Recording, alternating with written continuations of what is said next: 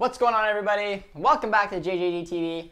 I'm your host, Josh, and today we are back with another 5 takeaways episode with the game between Borussia Dortmund and Lazio. The game obviously ended in a 1-1 draw, but the headlines was before, honestly, kickoff, and that's going to be our first takeaway. And our first takeaway is that we don't have Erling Haaland, and we will not have Erling Haaland until looks like the new year. He'll be out from 4 to 6 weeks.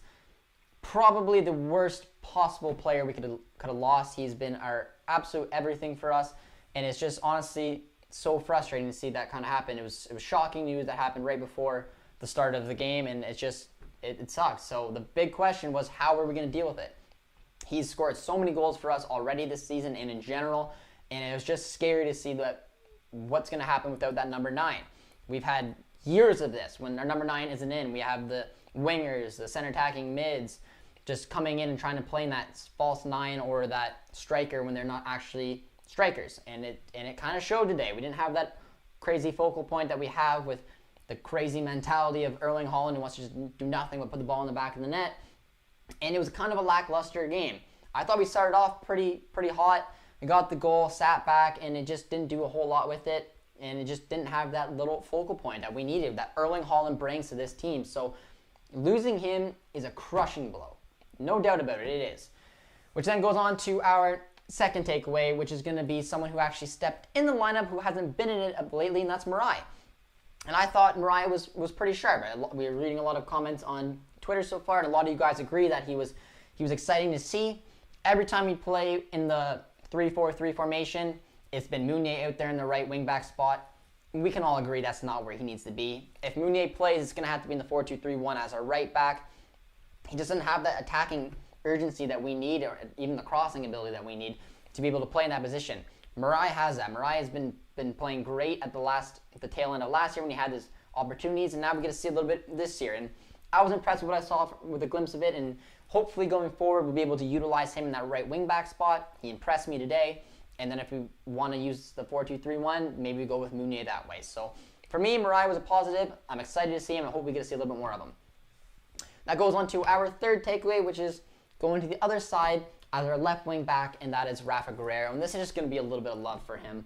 I know I'm kind of staying kind of positive because I thought Guerreiro played great. I thought he played great from start to finish. He only lasted 63 minutes because he obviously came back from a knock. He needed to obviously get a little bit of rest. He's not quite 90-minute game ready. That's fine. But when he was on playing in his favorite left wing back position, he was so fun on the ball. He was getting in. He completely started and finished the goal that we scored today, and that's what he can do. He's a great finisher. He's so good in tight spaces. He can play as a center mid if you really want to. We know this, and it was fun watching today, and he's always obviously going to be very important with us, especially creating things going forward without Erling Haaland, because not having him is honestly terrifying me a little bit, and I thought that maybe we would see our little young 16-year-old striker come on, but we did not. But the little bit of magic today had to come from our left wing back, and obviously Guerreiro going forward for us is going to be super important. He's always been our most consistent player. I love watching him play, and he was maybe very happy in a kind of a dull and angry game today.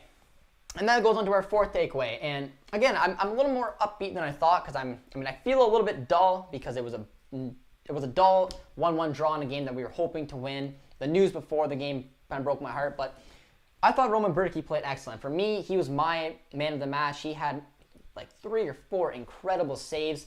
And honestly, if there was going to be a late winner, it looked like it was coming from Lazio. And we really needed at least a point today to almost put the fate in our own hands to top the group. And by doing that, having those big saves in key moments, especially off that last free kick, I thought that was an incredible save. And now it puts, like I said, 3-1-1. Lazio is 2-3-0, and the cards are in our hands. We go in, give a good result against Zenit, we top the group. So, yes, it wasn't the result we really wanted, but, I mean, at least we're in decent position. And then that moves on to our fifth and final takeaway, and that is the refs. And people were saying in the watch-along that they were talking about this ref really from the start and saying how he wasn't very good, and there was a few questionable calls, but in my opinion, and I'm not even trying to be biased, that didn't look like a penalty. And it sucks for Schultz because he wants to get in and he wants to just show that he can at least attempt to get in our starting 11 on that left wing back spot, left back spot. And then what's he do? He comes on and he concedes the pen. But looking at it, it just did not. It looked like a complete dive. It did not look like it should have been a pen. And it honestly, it was frustrating. In my opinion, didn't look like VAR even really looked at it. And next thing you know, it's 1-1. But I don't want to come down too hard on Schultz. I mean, the tackle looked like, to me, he got the ball and the man fell after. And yeah, I was confused. So let me know what you guys think about the pen. I know a lot of Dortmund fans will be biased, will say it wasn't a pen, but I truthfully didn't think it should have been one. And in that way, if we would have got away with 3 points, we would have already topped the group in the game, and Zenit would have meant nothing. Would have meant absolutely nothing. So that is it. Those are my 5 takeaways of the game.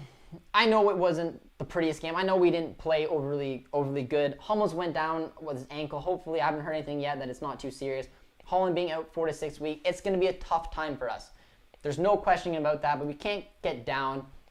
I'm a little down right now, I'm not going to lie to you, but we have that depth on the bench, the depth that we've been talking about. Zagadu's back, that's a big confidence. Mariah looks sharp. Guerrero looks sharp. Hopefully Mukuku could potentially take over that striking position, or Royce or Hazard, someone can get a run of form, but we're going to have to really play with the starting 11 to be able to make it work without Haaland, because I was pretty scared what was going to happen without him, and hopefully this isn't an indicator of what's going to come. So those are my 5 takeaways. Let me know what you guys think of them, and if you had any takeaways of yourselves, and if you want to share with us, and also what you think our striker is going to be going forward. Is it going to be Mukuku? Is it going to be Hazard, Royce, Brandt? Who's going to have to take this responsibility until our boy Erling comes back? So thank you everyone again who stuck around with us for the watch-alongs. It was a lot of fun doing all those with you guys. Picked up some awesome new subscribers, and it's always fun talking with you guys and meeting new people on the watch-alongs. My favorite parts about doing it. It means a lot. All your guys' support. So if you are new around here, be sure to comment, like, and subscribe, and we will see you next time.